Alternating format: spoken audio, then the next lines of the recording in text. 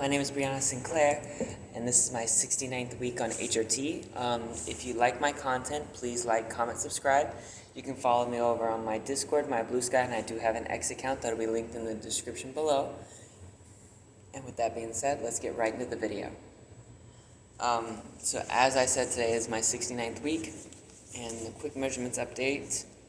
My hips are 37 inches, my bust is 38 1/4 inches, and my waist is 26 1/4 inches. So overall, my bust and my waist increased, and my waist, I imagine, is just due to the lack of a waist trainer, and also my body kind of taking advantage of the fact that it's now easier to deposit stuff there.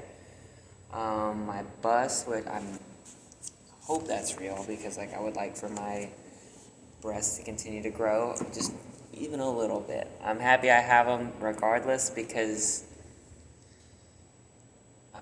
whenever I started, I had absolutely nothing. These were pectorals, they weren't boobs. So just the fact that I was able to grow my own set of breasts kind of makes me feel honestly fantastic. My emotional state, I think my emotional state is pretty good. Emotionally, I don't really feel any different than I have been. So it's when I get excited, I'm super excited, a lot more than what I used to be. And whenever I'm sad, I feel borderline depressed. But I don't really get angry. I do I'm more, I wouldn't say direct. I guess it's whenever I'm angry, everything seems to be more thought out.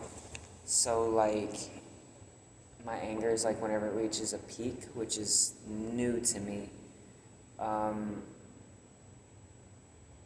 But it still kind of goes back. I was never really an angry person. I would only be angry at current or ongoing situations, and very few things fit into that. So it is what it is. I think that disco ball's messing with my camera. Anyway, it's emotionally, I feel I'm very stable. I'm definitely experiencing the widening of my emotional range, but I don't really think it's getting any wider.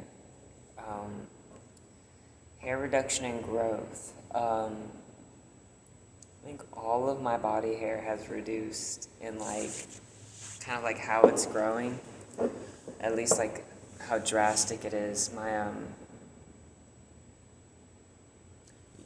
Now I can go once a week without shaving my body and still feel incredibly soft, whereas before it was every other day, and my skin was so rough and covered in bumps because I would just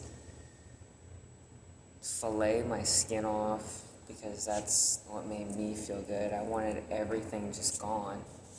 And now that everything's growing so much slower and I'm smoother for longer, it's smoother and softer, I guess. It kind of helps with my dysphoria and stuff like that. But I don't know, it's just kind of nice. It's a very euphoric feeling to be able to look at my body and be well, I didn't wake up as a Sasquatch today, so it's very reassuring for me. Breast growth. My breasts are still growing. They still hurt. They hurt a little less than they have been, but that's honestly okay. Like I said before, I'm just happy to have them. They make me feel so fantastic. I did also get a new hairdo. It's got little bits of blue or green at the end. I don't know if any of y'all can see that in this camera, but that's kind of what's going on here.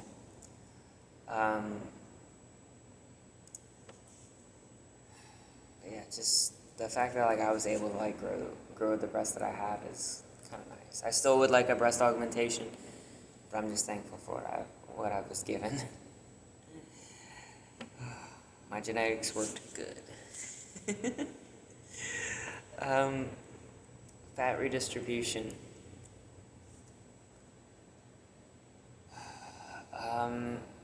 I don't think my body's really like depositing. It is depositing fat, but I think I'm just losing muscle. Because I don't think I'm really like gaining weight. I think that's a very interesting concept. I'm still like 130 pounds, soaking wet, and I don't know. It's just kind of nice, honestly. I have noticed like certain parts of my body, like where it has like it does deposit fat. Like I immediately started depositing fat like in my face, and then it took me months to really notice, but they started being deposited in, like my hips, and as my breast grew, like some of that is like adipose tissue as well, and then like also like my waist, I'm also like having like the fat being deposited in my waist, which is fine. It's not what I want, but it's fine. Sex drive.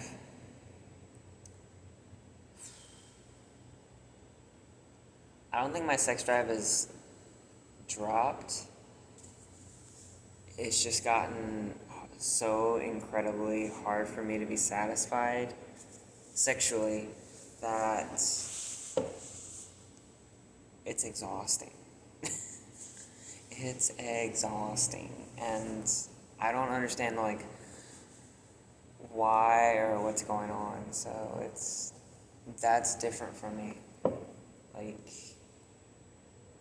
and that's been going on for like a couple days now, and I'm not 100% sure like what that's about. But I don't know. It might just have to do with like something stupid. I don't know. Maybe I just need to like reset and like recenter and figure out like what I like again. Me being tired. I am excessively tired, not only due to my hormones and stuff, but also because the work phone keeps waking me up, and I keep waking up at like weird hours, and I'm not 100% sure why, but I'm pretty sure it's that phone. I have to answer it because it's part of like my business, and it wakes me up, but I get through it and I make it work.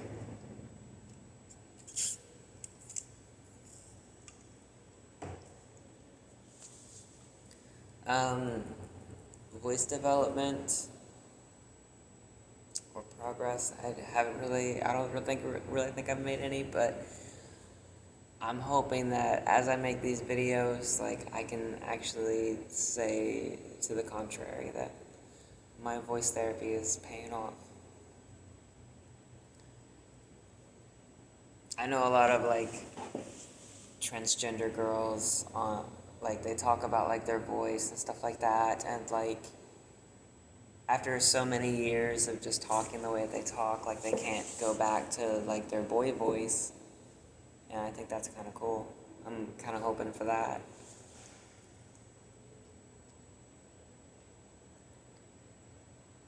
I do enjoy like being portrayed as like feminine and living my life as a woman. It's honestly fantastic. And I'm just happy that I get to live the way I'm supposed to live. I did have to come out to a friend on accident. So I have this friend that I used to live with, and I had to come out to my friend's girlfriend because she was curious about like some lingerie that she found in her in my friend's room, and she called and asked like, "Hey, do you know where this might have come from?" And I told her it could be mine. I don't wear lingerie, and that's what I told her. Is like I don't wear it, but it didn't keep my ex-wife from giving it to me. At times, I thought it was funny because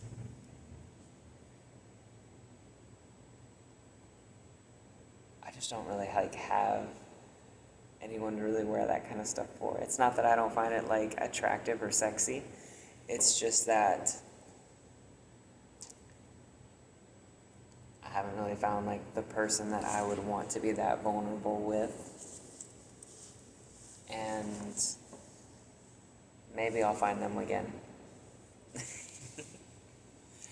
Anyway, she asked whenever I told her that it could be mine, she seemed a little bit confused, and so I was like, hey, I'm transgender.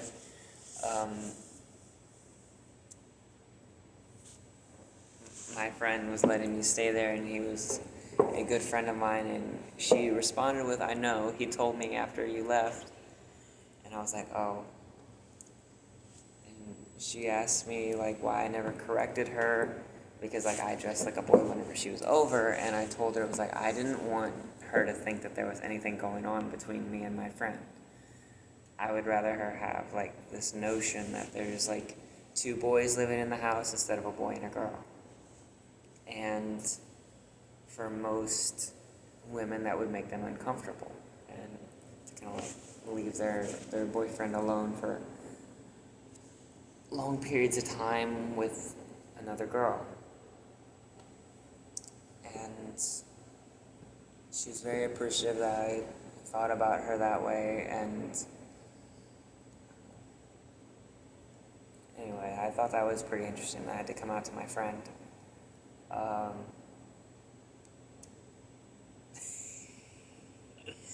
She was actually upset that I didn't correct her about my pronouns and stuff, and I was like, I didn't, and that's whenever I explained everything. But she was really cool about it, and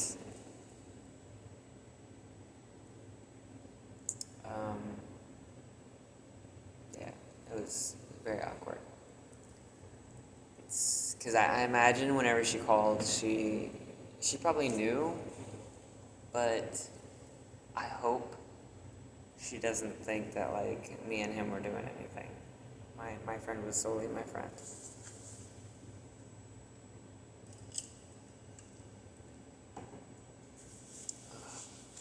There were no city council meetings this week, thank God. Every time I go there, it's always the same 2 people. Last time there were 4 that like were protesting against me, and it's me having a liquor license, really. And the weird part is whenever I was explaining this to a friend of mine, she asked me if they were like the homophobes, like protesting against us, and I was like, actually no. There's one who's gay, actually like a drag queen. There's another who's a lesbian, and then there's a cis couple. But the lesbian and the drag queen were there like the first time, and I don't know, it's just weird for me. Like, it's never really the cis people that bother me. The cis people seem to be the ones that try the most, actually. It's interesting to me. I think it's odd.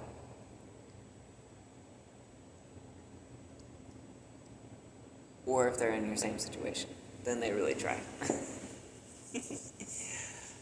Oh, shoot. It's been a crazy week, just dealing with everything like that, and I had a wild weekend where I kind of took off for a couple days because me and my ex kind of got into a little argument, and I think she saw that, like, I was right. She was a little mad because I did steal the car, but the car is in my name, so it's my car. Just want to make that clear. It's mine.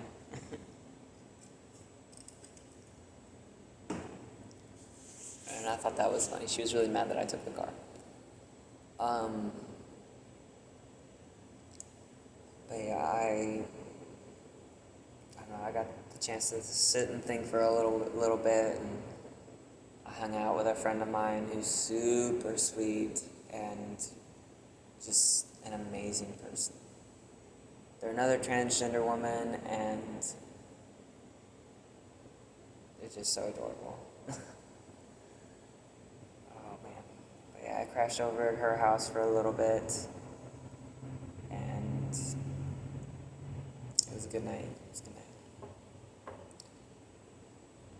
And then whenever Jordan and I finally sat down and talked, I approached her and I was like, oh shit, this is awkward. Yeah, we sat and talked, and we kind of came to an understanding. We don't like to argue with each other. We actually hate it. We never argued whenever we were married. All of our arguments have come, like, after our divorce or separation.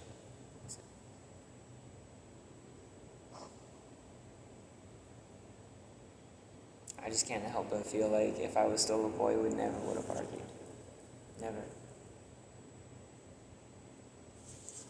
There was also a woman who was calling, and she was very upset whenever she called because we were having trouble with, like, our phone system, and we're still working things out. This is my first business, and I'm just doing the best I can. But I spent 3 hours trying to make this guest okay. She called in, and I made sure that she was very upset, and I just tried to figure out what the issue was so I could de-escalate that. And once I finally figured it out, we were able to talk and just, like, essentially talk candidly and freely, like, with each other. And I think she understood, like, yeah, this is like an LGBTQ establishment, and she supported, like, LGBTQ places and stuff like that. And she ran her own business that only, like, helped out gay and queer communities. And she was very excited to come here, and as we were talking, we kind of got on the topic of, like, the business and stuff like that, and I was like, I didn't open this place for me. This place isn't for me. This is a safe space for everyone, but I opened it for Jordan. This was the one place where she felt, like, the happiest and the safest, and that's why I opened it. I helped her open it as best I could. I sold our house, and I put all of my bonuses into this.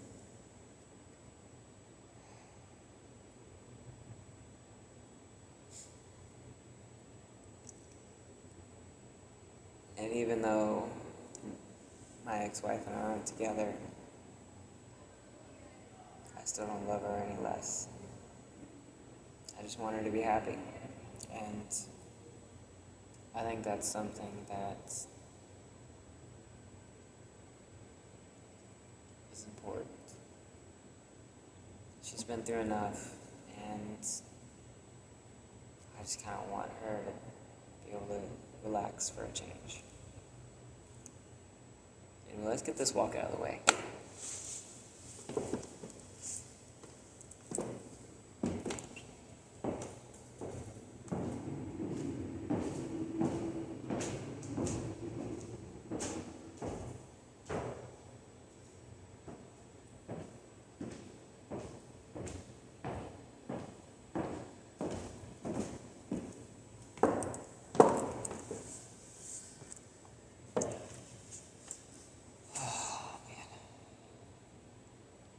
think that's it for this video, to be honest with you. Yeah.